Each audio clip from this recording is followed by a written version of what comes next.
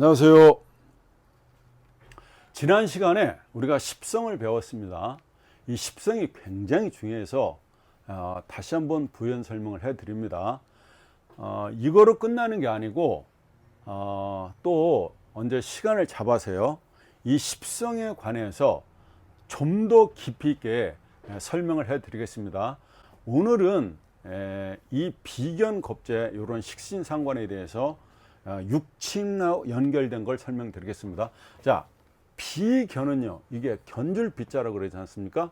자, 비견입니다. 이렇게 이 어깨견을 써서. 비견은 뭐냐? 우리 한 부모에 있으난 형제 자매를 얘기합니다. 그러니까 형제죠, 형제. 이렇게 형제 자매를 얘기합니다. 형제 자매. 그 친구가 되고요, 또 동서도 되고요, 고모도 됩니다. 예. 그러니까 이렇게 얘기하면 되게 외우기가 어려운데, 일단 비견은 부모로부터 나온 형제다, 자매다, 이렇게 생각하시면 되고, 겁재는요, 겁재는 이렇게요. 겁재는 내 돈을 겁탈해 가는 사람이죠. 그래서 이것은 형제가 아닙니다. 이거는 내 이웃입니다. 이웃. 내 이웃이 되고 나랑 경쟁하는 경쟁자입니다. 경쟁자. 그러니까 이걸 라이벌이죠. 라이벌이 됩니다. 겁재는요, 내 이웃이에요. 내가 아는 사람이에요. 그러니까 우리 옆집에 있는 사람, 내가 알고 있는 사람을 겁재라고 하는데, 그게 내 이웃이 되고, 자, 경쟁자죠. 경쟁자는 내가 장사를 하고 있는데 그 옆에 나와 똑같은 장사를 차리는 사람이죠. 경쟁자. 그러니까 라이벌이 되겠습니다. 자, 이 식에는요, 식신이 있고 상관이 있죠. 자, 부연해서 설명드리면, 식신은요, 음이 같으면 식신, 그죠? 플러스는 플러스, 마이너스는 마이너스, 상관은요, 플러스 마이너스 플러스가 상관이라고 그랬죠. 역시 비견도 그렇습니다. 음이 같은 비견, 다름은 겁재라고 그랬죠. 자, 이 식신 상관은 뭐냐면요, 이 식신이라는 게 이렇게요, 식신이다. 그 다음에 상관 이렇게 쓰죠. 네, 상관 이렇게 씁니다. 자, 식신 상관인데, 이 식신은 이 내 밥그릇이죠. 이게 내 일이고요, 내 편이 되는 겁니다. 자, 이 식신을 놨어요. 그러면 여자 입장에서 이 식신을 보면요, 여자 입장에서 식신은 뭐냐면 자식이 됩니다. 예. 이 식신은 여자 입장에서 이게 나라고 보면요, 이게 나라고 보면 내가 낳은 자식이 식신이라는 거죠. 그 식신이 자식이라는 거죠. 여자가 낳는 자식이라는 거죠. 남자한테는 뭐가 되냐면, 이게 자기 그 아랫사람, 그러니까 직원이요. 이게 그러니까 수하 직원이죠. 수하 직원, 자기 아랫사람이 됩니다. 예. 수하 직원, 그 일하는 직원. 예. 남자한테는 그렇습니다. 이 식신이. 예. 자, 이 재성은요, 이 재성은 내가 극재하는 거죠. 그러니까 극재는 정재가 있고 편재가 있죠. 그러니까 내가 그 아극자라고 그러죠. 이렇게 아극자. 내가 극하는 자. 이걸 정재 편재가 있는데, 이거는 내가 극하는 거를 뭐냐면 처다. 이렇게 내 처요. 그 다음에 첩도 됩니다. 이렇게 처나 첩을 내가, 그러니까 내 마누라죠. 내 처죠. 이거는요, 결혼하기 전에 애인이 되겠습니다. 예, 첩이라는 거죠. 그거를 내가 컨트롤한다, 다스린다, 예, 좋게 이끈다, 이렇게 되는 거죠. 이거를 정재 편재라고 합니다. 정재는요, 나랑 내 본처죠. 나랑 법적으로 정정당당한 처가 되고요. 이거는요, 그 외에 여자를 얘기하겠습니다. 자, 관성은요, 관성은 나를 극제하는 거죠. 이렇게. 이 관성이 뭐냐면, 나를 갖다가 똑바로 살아라. 너가 글로 가면 안 된다. 너 양심 팔지 말고 살아라. 왜 그 모양 그따구로 사느냐, 이런 거죠. 그러니까 나아가서는 이게 뭐예요? 관이라는 건 뭐냐면, 내가 법을 어기게 되면 나를 잡아가는 관이죠. 경찰서죠. 파출소죠. 이게 수사관입니다. 그러니까 검, 궁, 경도 되는 거죠. 이 관이 여자한테는요. 이 관이 여자한테는 뭐가 되냐면 남편이 됩니다. 남편이 된다는 얘기죠. 이렇게 남편이 되고요. 남자한테는 이게 직장도 되고요. 이게 직장도 되고 이게 자식이 됩니다. 자식도 된다. 그러니까 남녀 공이 불문하고 여자한테는 남편이 되는데 이게 직장도 됩니다. 이게 역시 여자한테 직장도 되는데 왜 그러냐면 아주 옛날에는 남편한테 시집가면 여자가 직장 생활 하는 거죠. 왜? 남편한테 시집가면 입을 거 먹을 거 다 주지 않습니까? 그게 남편이 좋은 남편 만나면 좋은 직장 갖는 거나 마찬가지 않습니까? 그래서 여자한테는 남편이 되는데 그게 직장도 된다. 남자한테는요, 당연히 직장이 되고 이 자식도 된다는 얘기죠. 자, 내가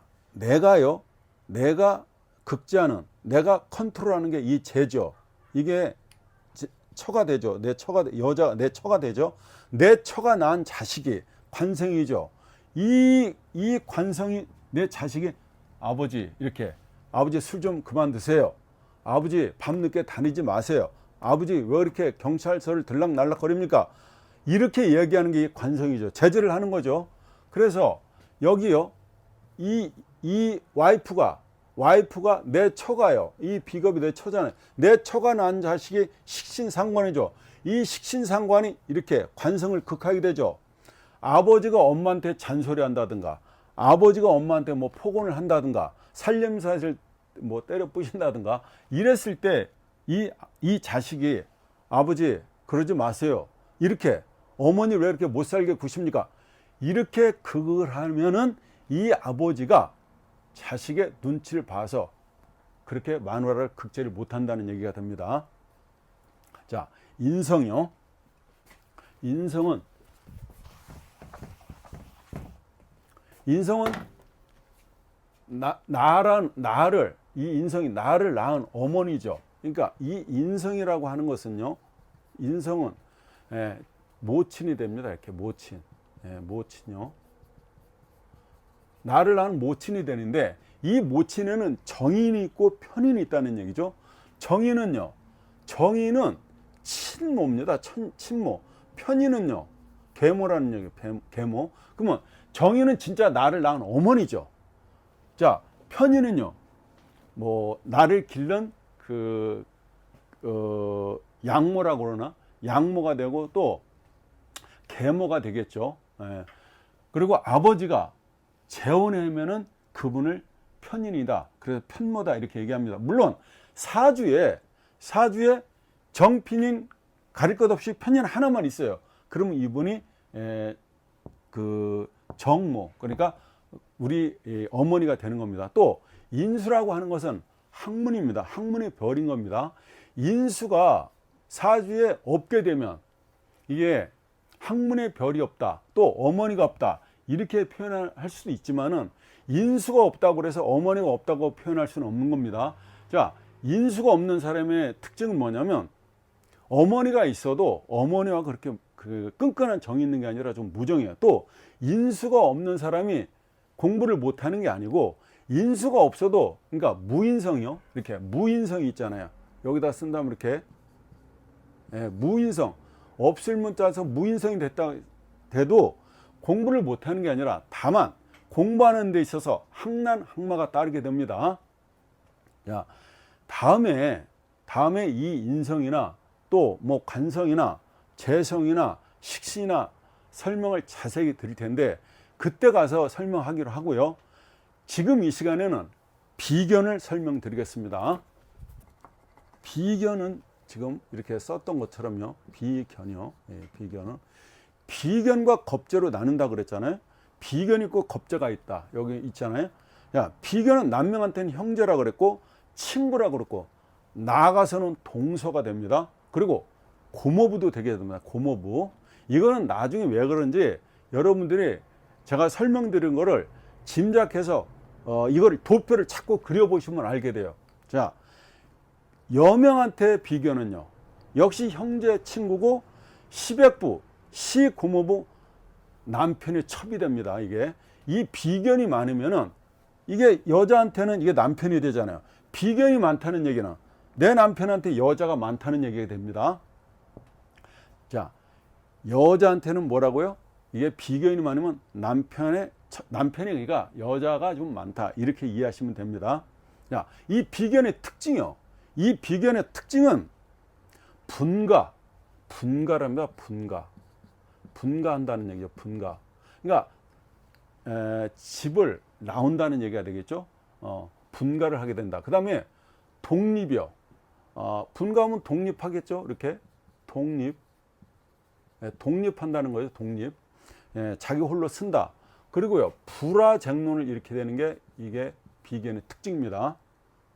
그 다음에 고집이요. 이 비견이 많은 사람은요, 고집이 대단합니다. 불리하다. 이익에 좀 그런 걸 초래하게 됩니다.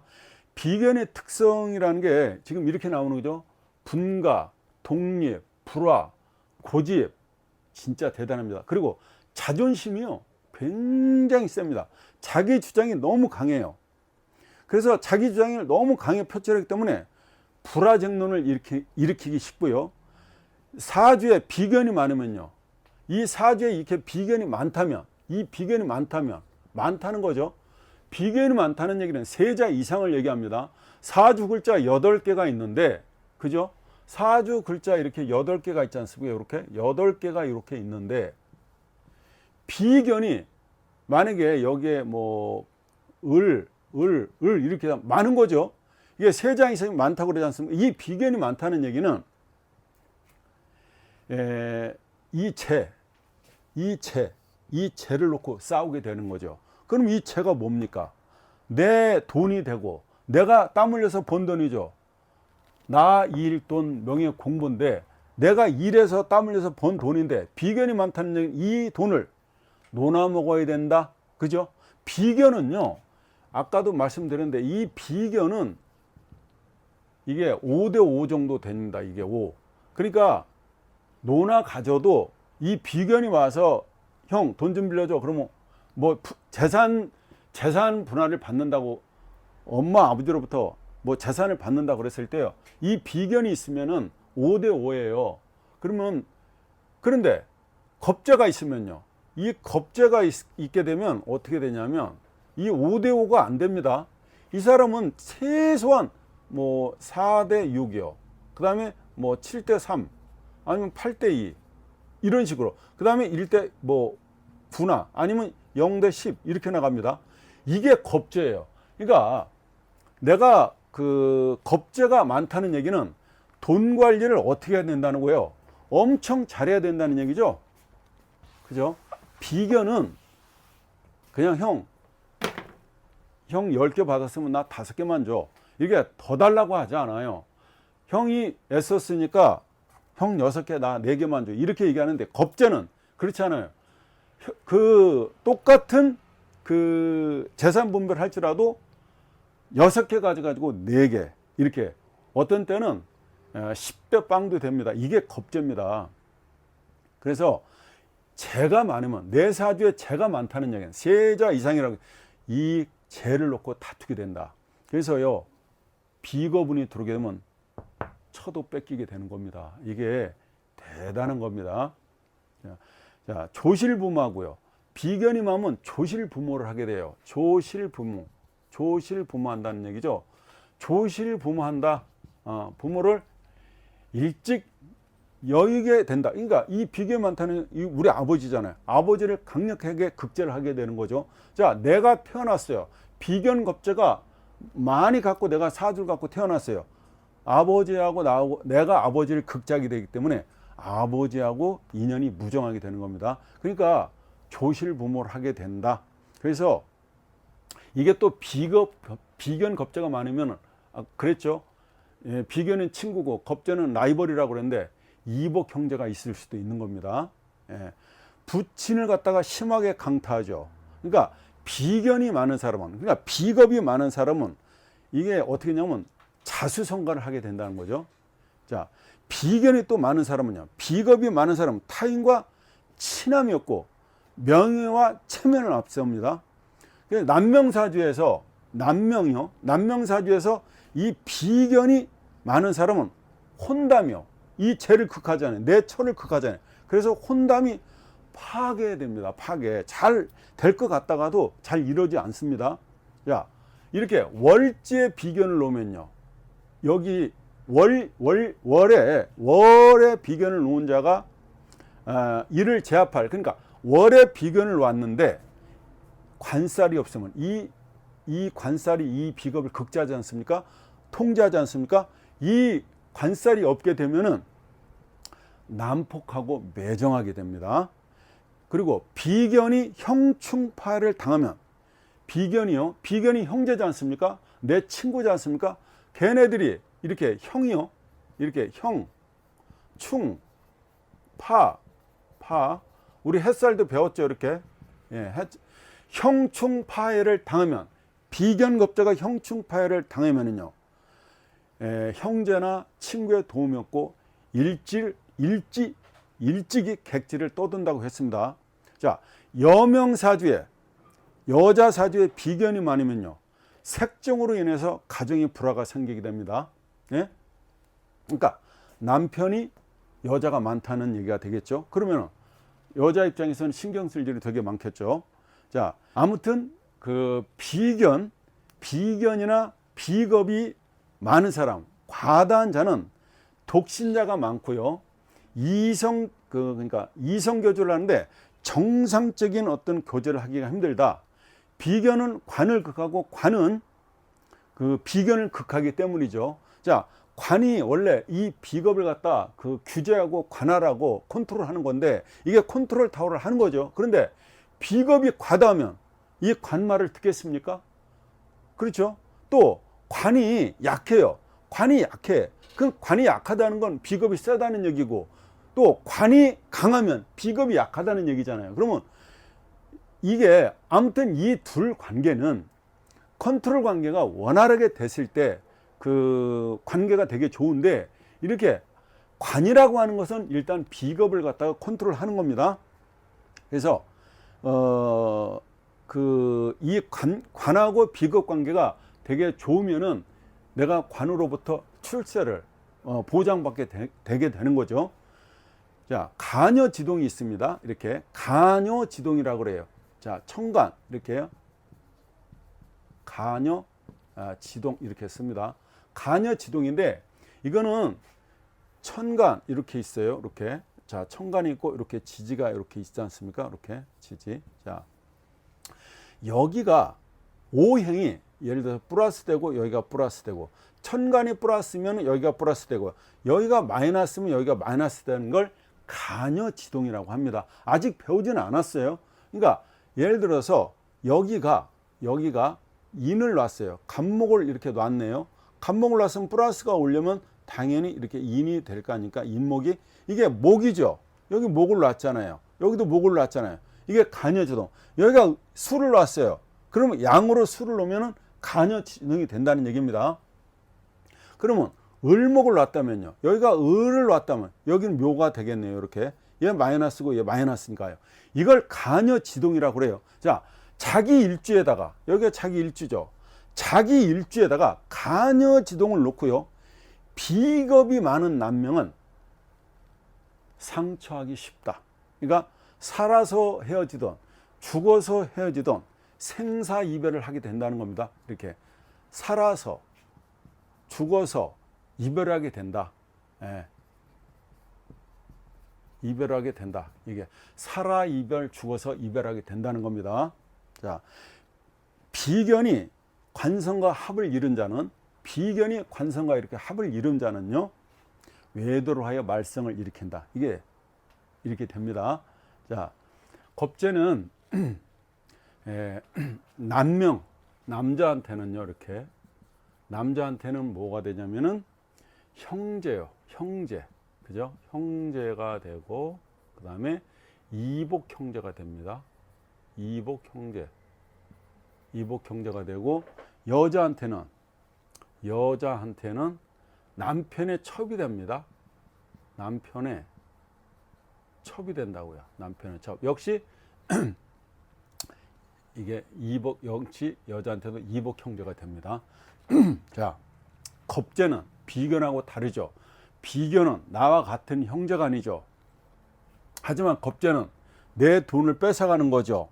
겁재는요, 나쁜 놈이죠. 자, 세운이에요. 그러니까 들어오는 세운, 들어오는 유운이죠. 올해가 갑진년이잖아요. 어떤 사람이 갑이 있는데 갑이 들어왔잖아요. 올해 갑진년에는 갑이 들어왔잖아요. 그러면은 비견이 들어온 거죠. 그렇죠? 그럼 비견이 만약에 자기가 신약하다면 그 비견이 저한테 도움이 될 겁니다. 그분한테는. 근데 을이 있는데, 을일간인데, 예, 을일간이요. 이렇게 을일간인데 이렇게, 자, 이 갑진이 이렇게 들어왔죠. 올해 2024년도 갑진이 들어와서, 그러면 겁재죠.